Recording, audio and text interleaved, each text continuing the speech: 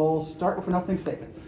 Hard-fought game. A lot of credit to Coach George and the TSU Tigers, for putting together the drive there where they had it backed up on their own 15. They needed a field goal to send it into overtime. They were able to do that. So, hats off to them, credit to them. I thought it was a hard-fought game. I thought it was a well-played game. Both teams got after each other. There were a lot of plays, big plays made in the game. And really this game, when both teams sit there and watch the film, it's going to come down to about 4 or 5 plays in the game. And that's what happens when you play OVC games, on the road against quality opponents. And TSU is getting better. They're playing better each week. They benefited from the open date, I think, to get some guys healthy and to kind of figure out who they are and what they are and kind of what they want to be. And on offense and defense, I thought they'd done some nice things. We had the long road trip last week, came back, but we had fall break, so we tried to make up for that. I thought our kids fought hard, played hard, just came up a play short. Questions? So a couple defensive stops there on the goal line in the first half. Is that something you guys worked on in practice? You saw from that you guys were going to have to do? No, we've been very good against the run all year. Our defense has. We played good run defense. Getting the turnover there was big. We had we had 2 4th downs in the game that we went for, 4th and 2 or less. So one was a 4th and 1 that we didn't get in the first half. And as a result, they had the ball on the 1 yard line. So that was a big stop by our defense to cause the turnover there. And, good job by our offense getting the ball off the goal line, and getting the ball away from them. And then we had another 4th and short after the turnover. I thought one of the key momentum swings in the game was when we had the pass interception. We're up 6-3. We get the INT by Seth Carlisle.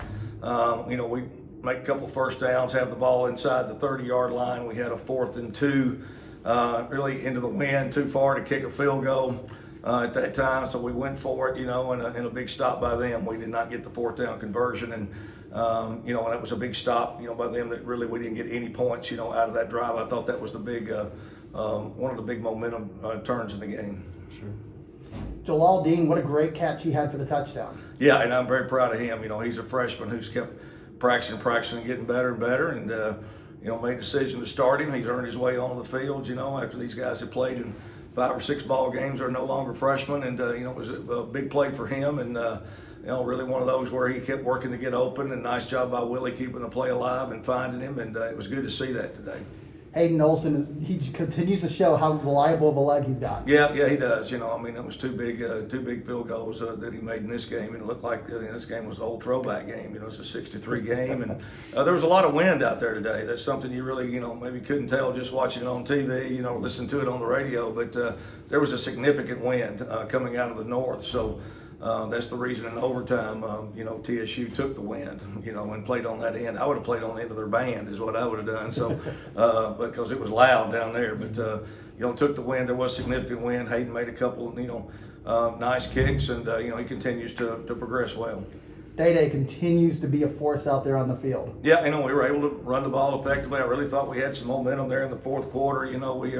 We're starting to get some good push and movement up front. Some of the plays that we're getting, 2 and 3 yards, 4 yards in the first half. We're starting to get 7, 8, 9 yards. The touchdown drive, we were able to have a good mix of run and pass. And David runs the ball extremely hard. And, he got the ultimate compliment because Eddie George felt like he was the best running back in the league, and that says a lot coming from a guy who would know the running back position. And David certainly, he runs hard, catches the ball well out of the backfield. He made some, he gets that extra 3 or 4 yards just on his own, and I thought he played extremely hard today.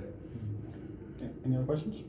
Willie ran the ball a lot tonight. He got hit pretty hard sometimes. You guys may be down to around 2 quarterbacks now. Is that? We actually have 3 quarterbacks. 3 quarterbacks. So that's part of what we do, and all of our quarterbacks, have the ability to run or throw the football, and there's a lot of people in college football. There's a lot of people in the NFL, including Lamar Jackson.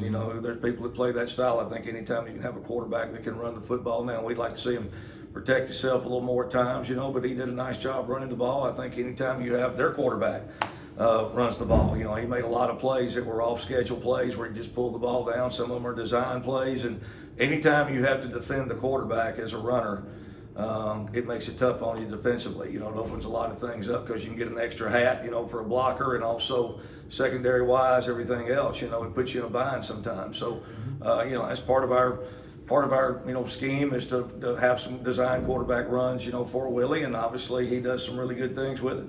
What's the attitude going into practice next week? I mean, it's going to be to just get better. It's really, you got two options. I mean, when you have disappointment happens in your life, I mean, not just football. That's one of the great things that football teaches you.